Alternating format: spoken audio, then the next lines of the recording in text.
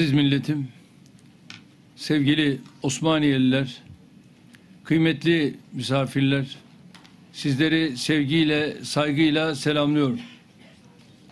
Öncelikle Osmaniyeli vatandaşlarıma ev sahibi olarak değerli Cumhur müttefikimiz Devlet Bey'e ve şu anda birlikte yol yürüdüğümüz arkadaşlarımıza da kalbi şükranlarımı ifade ediyorum.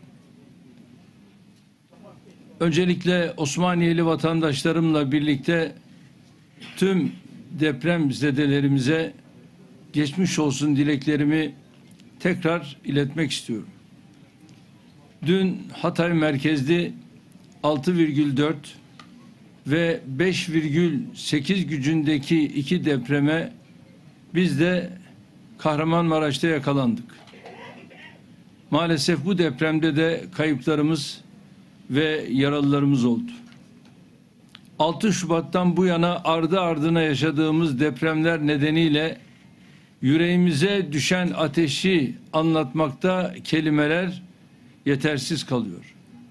Enkaz kaldırma çalışmalarında sona geldikçe maalesef acımızla beraber kayıplarımızın sayısı da artıyor. Son tespitlerimize göre deprem bölgesinde hayatını kaybedenlerin sayısı 41 bini geçerken 115 bin insanımız da yaralı olarak kurtarıldı. Osmaniye'de 1030 vatandaşımız defnedilirken 2606 vatandaşımız yaralandı. Bu vesileyle bir kez daha depremde vefat eden kardeşlerimize Allah'tan rahmet, yakınlarına başsağlığı, yaralılara acil şifalar niyaz ediyorum. Bilim insanları 6 Şubat Pazartesi günü maruz kaldığımız deprem felaketini dünyada karada meydana gelen en şiddetli deprem olarak tarif ediyorlar. Depremin 3. günü ve sonrasında bölge illerimize yaptığımız ziyaretlerimizde yıkımın şiddetini bizzat yerinde görme imkanı bulmuştuk. Dün Hatay ve Kahramanmaraş'ı tekrar ziyaret ettik. Her ne kadar birileri önemsizleştirmek istese de sadece ülkemizin değil, insanlık tarihinin en büyük tabii afetlerinden biriyle karşı karşıya olduğumuz bir gerçektir. Şartların zorluğuna bakmadan devlet ve millet olarak yaralarımızı sarmaya, hayata çok daha sıkı bir şekilde yeniden tutunmaya çalışıyoruz. Gerek depremin etkilediği bölgenin genişliği, gerekse çetin kış koşulları ilk etapta çalışmalarımızı zorlaştırmış olsa da deprem anından itibaren tüm imkanlarımızı şehirlerimiz için seferber etmiş durumdayız. Afet bölgesinin tamamına eskavatör, çekici, vinç, dozer, kamyon, arazöz, greyder, vidanjör gibi toplam 13 bine yakın iş makinesi sevk ettik. Her ne kadar ana muhalefetin başındaki ve yanındakiler devlet yok, iktidar yok diyorlarsa da bunların gören gözü kör, duyan kulağı sağır, kalpleri mühürlenmiş. İlk günden itibaren devlet polisiyle, askeriyle, jandarmasıyla, tüm güvenlik güçleriyle beraber 11 ilimizde yerini almıştır. Arama kurtarmadan destek, yardım, güvenliğe kadar tüm hizmetler için 271 bin görevlimizle vatandaşlarımızın imdadına koştuk. Yardımların ulaştırılması, yaralılarımızın sevki, vatandaşlarımızın tahliyesi ve asayiş hizmetlerinin temini için elimizdeki tüm imkanları kullandık. Bu süreçte farklı kurumlarımıza ait 38 gemi, 77 uçak, 120 helikopter, 45 insansız hava aracından bilfiil istifade ettik. Ayrıca depremzedelerimizin yeme içme ihtiyaçlarının giderilmesi amacıyla gereken tedbirleri aldık. Ama terbiyesiz terbiyesizliğini bırakmaz. İşte çıkmış bir tanesi, Kızılay nerede diyor. Ne çadırını ne yemeğini görmedik diyor. Ve ahlaksız ve namussuz ve adi, günde yaklaşık 2,5 milyon insana bu Kızılay yemeğini ulaştırıyor. Böyle vicdansızlık olur mu? Yani bir ülkede kendi kurum ve kuruluşuna bu denli ahlaksızca yaklaşmak yenilir yutulur bir şey değildir. Enkaz kaldırma ve hasar tespit çalışmalarımızı yürütürken geçici barınma merkezlerimizi hızla devreye alıyoruz. Bir taraftan çadırlarımız, bir taraftan şu anda konteynerlarımızın yerleştirilmesi, bunların hepsi devam ediyor. Bölgeye sevk edilen 300 bin çadırın kurulumu ile toplam 3.265.000 battaniyenin 310.000 ısıtıcının dağıtımı gerçekleştirildi. Kulaklarınız duyuyor mu acaba? İnanın bunların kulakları var ama duymaz. Gözleri var ama görmez. Çünkü bunlar kördür, sağırdır. Halihazırda 865.000 vatandaşımız çadırda. 23.500 vatandaşımız konteynerlarda. İşte burada da şimdi önünden geçtik. Konteynerlarımız yerleştiriliyor ve kısa zamanda inşallah bunlar yerleşecek ve buralarda da inşallah çadırlardaki vatandaşlarımızın belli bir kısmı buralara yerleşmiş olacak. 376.000 vatandaşımız ise Milli Eğitim Bakanlığı ile Gençlik ve Spor Bakanlığımıza bağlı yurtlarda ikamet ediyor. Diğer illere gitmek isteyen vatandaşlarımıza yardımcı oluyoruz. Osmaniye'de 14.450 personelle arama kurtarma, yardım ve destek çalışmalarını yürüttük. Şehrimizde 132 arama kurtarma aracı, 74 ambulans, 408 iş makinası görev yaptı. Hala yapıyor. Osmaniye'den de 4.500 vatandaşımızı başka illere tahliye ettik. Şehrimizdeki 27.000'e yakın vatandaşımızı çadır kentlerde, 19.000'e aşkın vatandaşımızı da Milli Eğitim Bakanlığımıza bağlı binalar ile yurtlarda barındırıyoruz. Halen altyapı çalışmaları süren konteyner kentimizde yakında hizmete girecek. Sıcak yemekten kumanya ve gıda paketi dağıtımına kadar tüm ihtiyaçlar karşılanıyor. Çiftçilerimizin tarım ve hayvancılık faaliyetlerini yürütebilmeleri için kendilerine her türlü desteği veriyoruz, vereceğiz. Kalıcı konutların inşasıyla ilgili adımları atmaya başladık. Daha önce de söyledim. 1 yıl bize müsaade edeceksiniz. İnşallah 1 yıl içerisinde biz bu kalıcı konutları Allah'ın izniyle yetiştireceğiz ve vatandaşlarımızı da bu konutlara yerleştireceğiz. Depremden etkilenen 11 ilimize gönderilen binlerce uzman personelimiz hasar tespit çalışmalarını tamamlamak üzere. Şimdiye kadar deprem bölgesindeki illerimizde 4.223.000 bağımsız bölümden oluşan 1.123.000 binanın incelemesi yapıldı. Bunlardan 139.000 binadaki 458.000 bağımsız bölümün yıkık, acil yıkılacak ve ağır hasarlı olduğu tespit edildi. Osmaniye'de de 5175 binadaki 14.724 bağımsız bölümün yıkık, acil yıkılacak ve ağır hasarlı olduğu görüldü. Osmaniyeli kardeşlerimiz tüm bu raporlara e-devlet üzerinden kimlik numaralarıyla ulaşabilirler.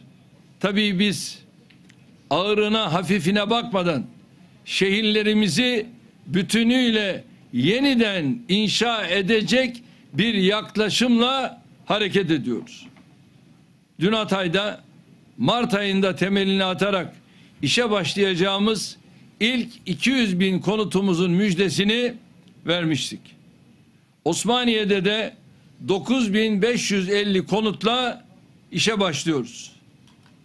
Ayrıca ilimizin elektrik, su, doğalgaz hatları gözden geçirilmiş, kontrollü bir şekilde altyapı hizmetleri verilmeye başlanmıştır.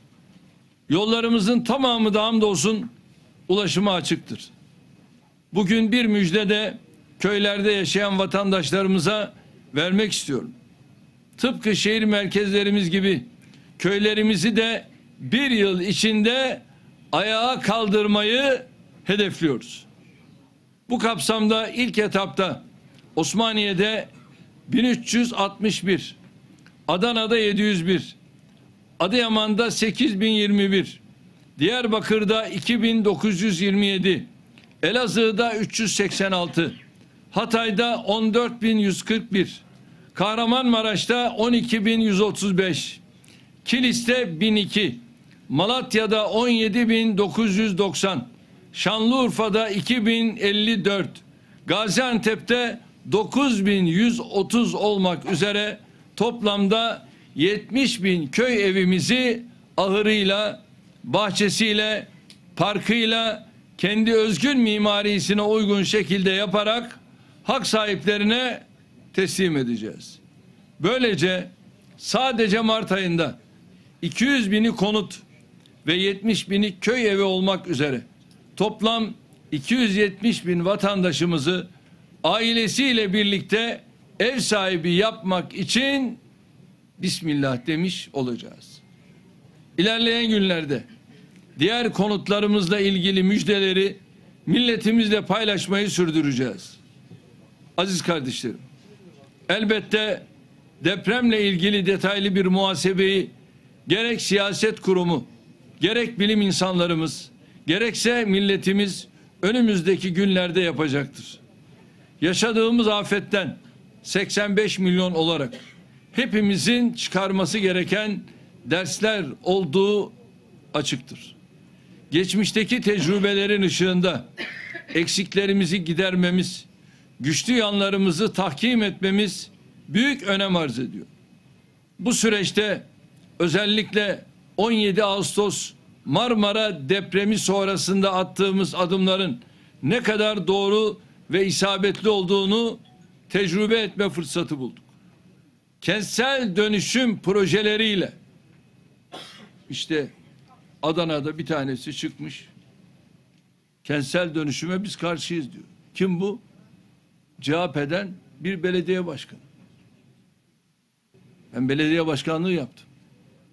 İstanbul'da. Kentsel dönüşüm denilen olay olmazsa olmazdır. İşte onun bedellerini ödüyoruz. Ben diyorum ki vatandaşlarıma ne olur bize yeni bedeller ödetmeyin. Bu kentsel dönüşümü muhakkak yapmamız lazım. Bunu gerçekleştirmemiz lazım ki yataklarımızda huzurlu bir şekilde uyuyabilelim. Bütün ailelerimiz, çocuklarımız huzurlu bir şekilde uyuyabilsin. Kentsel dönüşüm projeleriyle TOKİ vasıtasıyla yürütülen toplu konut hamlelerinin önemini bir kez daha idrak ettik. Hamdolsun depremin etkilediği bölgelerde tek bir TOKİ binası dahi yıkılmadı. Ülkemizin dört bir yanındaki milyonlarca vatandaşımız TOKİ'nin inşa ettiği konutlarda artık kendilerini daha güvende hissediyor.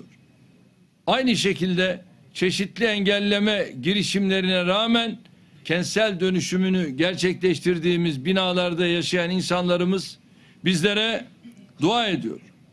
Bundan sonraki süreçte her iki konuda da daha kararlı davranacağız.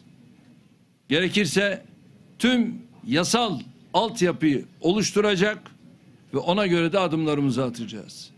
Şimdi bu başarıyı deprem bölgesinden başlayarak tüm ülkemize teşmil etmeyi hedefliyoruz. Şehirlerimizin tarihi, kültürel ve sosyolojik dokusunu koruyarak inşallah kısa sürede hepsini yeniden ayağa kaldıracağız. Söz verdiğimiz gibi deprem bölgesindeki vatandaşlarımıza konutlarını inşallah 1 yıl içerisinde teslim etmeye başlayacağız. Yatay mimari prensibimiz çerçevesinde konutlarımızın hiçbiri zemin artı 3 veya 4 katı geçmeyecek. Köylerimizdeki ihya çalışmalarını da eviyle, ahırıyla, bahçesiyle, parkıyla, kendi özgün mimarisine göre gerçekleştireceğiz. Vatandaşlarımdan bizlere 1 yıl müsaade etmelerini istirham ediyorum. Kayıplarımızı geri getiremesek de devletimiz yıkılanın yerine daha iyisini, daha güzelini, daha dayanıklısını yapmaya hamdolsun muktedirdir. Osmaniyeli kardeşlerime çağrım şudur: devlet ile millet arasına fitne sokmaya çalışanlara lütfen prim vermeyin. Depremi bahane ederek açıkça Türkiye düşmanlığı yapanlara asla kulak asmayın. Yasımıza, acımıza, toprak altında yatan canlarımıza hürmeti olmayan fırsatçıların sizi karamsarlığa sürüklemesine lütfen müsaade etmeyin. Nasıl daha önceki depremlerde, sellerde, yangınlarda hiçbir insanımızı açıkta bırakmadıysak, devletimiz depremzedelerimizin de yanındadır. Yaşanan can kayıplarında ihmali, kusuru veya kastı olanlar varsa bunların hesabını hukuk önünde sormak da boynumuzun borcudur. Bu konuda kimsenin gözünün yaşına bakmayacağız. Osmaniyeli kardeşlerimden müşteri olmalarını, gönüllerini ferah tutmalarını, devletlerine güvenmeye devam etmelerini bekliyorum. Rabbim yar ve yardımcımız olsun diyorum. Rabbim ülkemizi ve milletimizi muhafaza buyursun diye dua ediyorum. Bir kez daha Osmaniye'ye geçmiş olsun dileklerimi ifade ediyor ve tüm ebediyete uğurladığımız kardeşlerimizin ruhuna gelin hep birlikte birer Fatiha okuyalım diyor.